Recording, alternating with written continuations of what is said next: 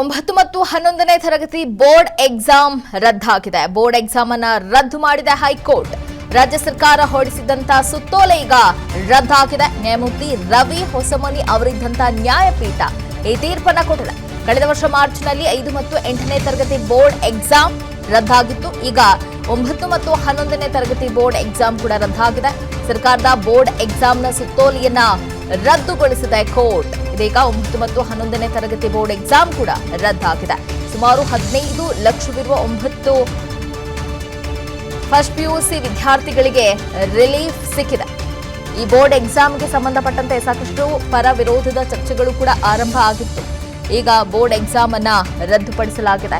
ಈಗ ಕೇವಲ 10ನೇ ತರಗತಿ ಮತ್ತು 12ನೇ ತರಗತಿಗಳಿಗೆ ಮಾತ್ರ ಪಬ್ಲಿಕ್ ಎಕ್ಸಾಮ್ ನಡೆಸಲಾಗುತ್ತೆ. 9 ಮತ್ತು 11ನೇ ತರಗತಿ ಬೋರ್ಡ್ ಎಕ್ಸಾಮ್ ಕೂಡ ಈಗ ರದ್ದುಪಡಿಸಲಾಗಿದೆ. ಸಾಕಷ್ಟು ವಿರೋಧದ ಮಧ್ಯೆ ಬೋರ್ಡ್ ಎಕ್ಸಾಮ್ ಅನ್ನ ನಡೆಸುವುದಕ್ಕೆ ಕರ್ನಾಟಕ ಶಾಲಾ ಶಿಕ್ಷಣ ಮತ್ತು ಸಾಕ್ಷರತಾ ಇಲಾಖೆ ಮತ್ತು ಸರ್ಕಾರ ಜಂಟಿಯಾಗಿ ಹೊರಡಿಸಿದಂತಹ ಸುತ್ತೋಲೆಯನ್ನ ಈಗ ಹೈಕೋರ್ಟ್ ರದ್ದುಪಡಿಸಿ ಆದೇಶವನ್ನ ನೀಡಿದೆ. ಈ ಬಗ್ಗೆ ಮತ್ತಷ್ಟು ಡೀಟೇಲ್ಸ್ ಅನ್ನ ಕೊಡ್ತಾರೆ ನಮ್ಮ ಪ್ರತಿನಿಧಿ ಎಸ್.ಕೆ. ಮಂಜುನಾಥ್, ಈ ಬೋರ್ಡ್ ಎಕ್ಸಾಮ್ ನಡೆಸುವುದಕ್ಕೂ ಕೂಡ ಸಾಕಷ್ಟು ಪರ ವಿರೋಧದ ಒಂದು ಚರ್ಚೆಗಳು ಕೂಡ ಆರಂಭ ಆಗಿತ್ತು. ಈಗ ಹೈಕೋರ್ಟ್ ಈ ಬೋರ್ಡ್ ಎಕ್ಸಾಮ್ ಅನ್ನ ರದ್ದುಪಡಿಸಿದೆ. ಏನ್ ಸಿಗ್ತದ ಡೀಟೇಲ್ಸ್?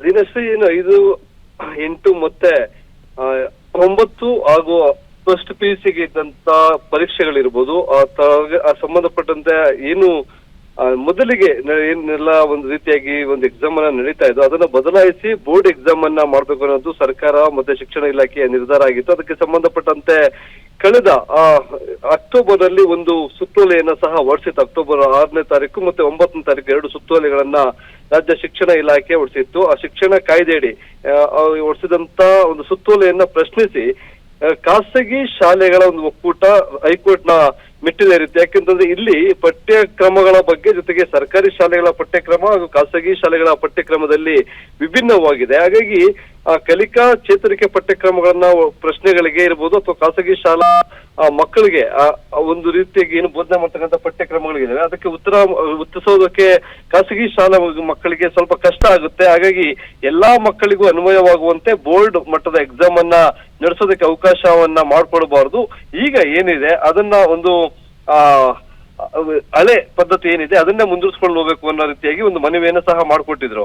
ಇದಕ್ಕೆ ಸಂಬಂಧಪಟ್ಟಂತೆ 2 ಕಡೆ ಸರ್ಕಾರದ ಪರ ವಕೀಲರು ಇರ್ಬೋದು, ಜೊತೆಗೆ ಖಾಸಗಿ ಶಾಲಾ ಒಂದು ಒಕ್ಕೂಟ ಏನಿದೆ ಅರ್ಜಿದಾರ ಪರ ನಡೆಸಿದಂತ ವಕೀಲರ ಒಂದು ವಾದ ಮತ್ತೆ ಪ್ರತಿವಾದವನ್ನು ಆಲಿಸಿದಂತ ಹೈಕೋರ್ಟ್ ಈ ಹಿಂದೆ ಇದ್ದಂತ ಏನು ಒಂದು ಪದ್ಧತಿ ಇತ್ತು ಆ ಎಕ್ಸಾಮ್ ಅನ್ನ ನಡೆಸೋದಕ್ಕೆ ಅದೇ ಮಾದರಿಯ ಎಕ್ಸಾಮ್ ಅನ್ನ ನಡೆಸ್ಕೊಂಡು ಹೋಗ್ಬೇಕು. ಅದನ್ನ ಹೊರತುಪಡಿಸಿ ಯಾವುದೇ ರೀತಿಯಾಗಿ ಈ ಬೋರ್ಡ್ ಎಕ್ಸಾಮ್ ಅನ್ನ ಮಾಡಬಹುದು ಅಂತ ಮೊದಲಿಗೆ ಫಸ್ಟ್ ಹೇಳೋದಾದ್ರೆ ಶಾಲಾ ಮಟ್ಟದಲ್ಲೇ ಮೌಲ್ಯಮಾಪನ ರೀತಿಯಾಗಿ ಒಂದು ಎಕ್ಸಾಮ್ ಅನ್ನ ನಡೆಸ್ತಾ ಇದ್ರು. 5 ಮತ್ತೆ 8 ಹಾಗೂ 9ನೇ ತರಗತಿ ಇರ್ಬೋದು PUC ಅವರಿಗೆ.